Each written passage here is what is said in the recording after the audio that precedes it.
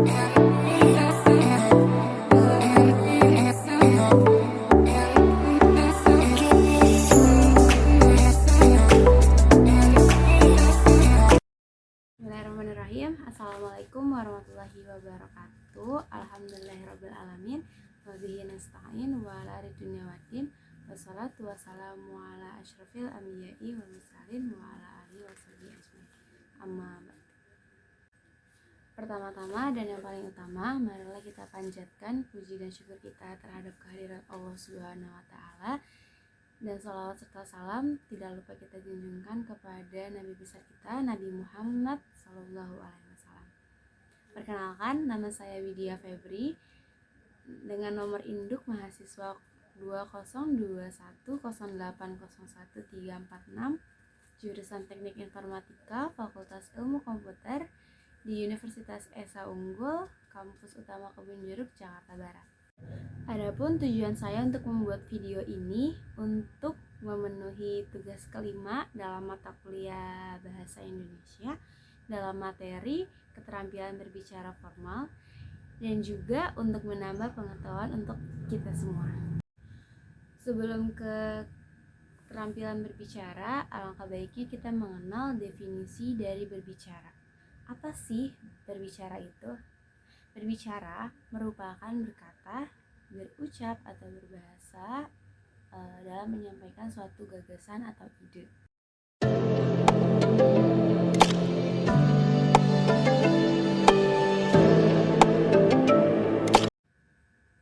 Sedangkan untuk keterampilan berbicara tersebut adalah seni tentang berbicara yang merupakan sarana komunikasi dengan bahasa lisan. Nah, dalam menyampaikan pikiran, gagasan ataupun ide dengan maksud dan tujuan tertentu. Jadi untuk keterampilan berbicara ini adalah seninya. Sementara kalau berbicara, dia dasarnya, yaitu untuk menyampaikan pendapat atau gagasan. Nah, jadi dalam berbicara itu bukan hanya sekedar pengucapan bunyi-bunyi atau kata-kata saja, melainkan untuk mengkomunikasikan gagasan-gagasan yang disusun serta dikembangkan sesuai kebutuhan sang pendengar.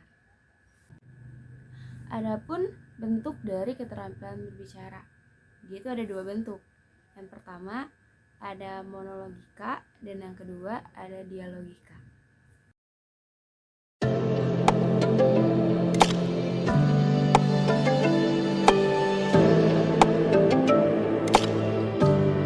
Monologika merupakan seni berbicara di mana hanya ada satu orang yang berbicara. Contohnya yaitu berpidato.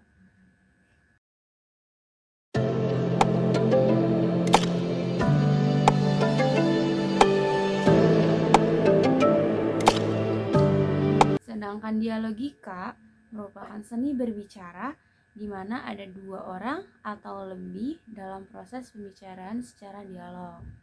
Jadi kalau mono itu satu, kalau di itu dua. Nah, untuk komunikasi itu terbagi menjadi dua, yaitu komunikasi formal dan komunikasi informal. Jadi untuk video ini saya akan membahas tentang komunikasi formal.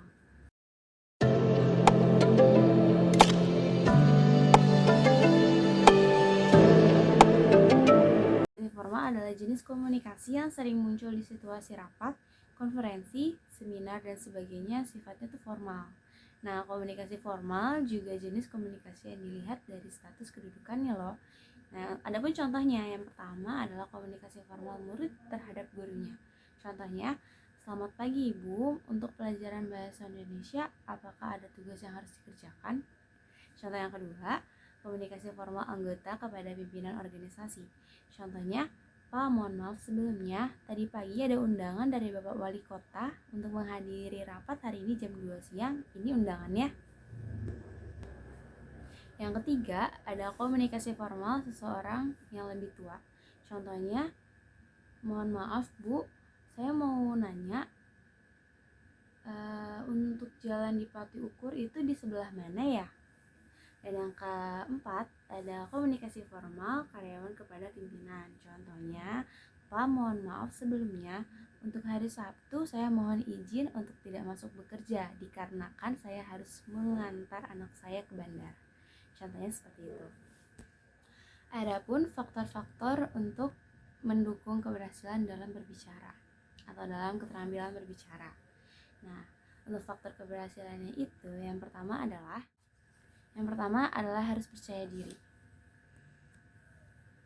Nah, ini merupakan faktor utama yang wajib dimiliki oleh pembicara. Karena jika seorang pembicara tidak percaya diri, maka akan sulit baginya untuk menyampaikan gagasan atau ide yang ada di dalam pikirannya. Untuk melatih rasa kepercayaan diri teman-teman, semua juga dapat dilatih dengan secara perlahan. Contohnya dengan berbicara di hadapan forum-forum kecil dan tema pembicaraannya itu ringan dan juga santai. Yang kedua adalah kejelasan suara. Gunakan suara yang dapat didengar jelas oleh audiens atau pendengar. Nah, perlu diingat, untuk volume suara cukup menggunakan volume sedang. Dan juga gunakanlah istilah-istilah umum. Jangan menggunakan istilah-istilah yang sulit dimengerti oleh audiens, karena tingkat pengetahuan dari masing-masing audiens tidaklah sama. Yang ketiga adalah ekspresi atau gerak mimik. Nah, gunakan ekspresi yang tepat sesuai dengan tema pembicaraan. Fungsinya itu untuk membuat audiens menjadi lebih semangat untuk mengikuti setiap detail-detail pembicaraan kita dan terhindar dari kantuk akibat kebosanan melihat cara berbicara kita.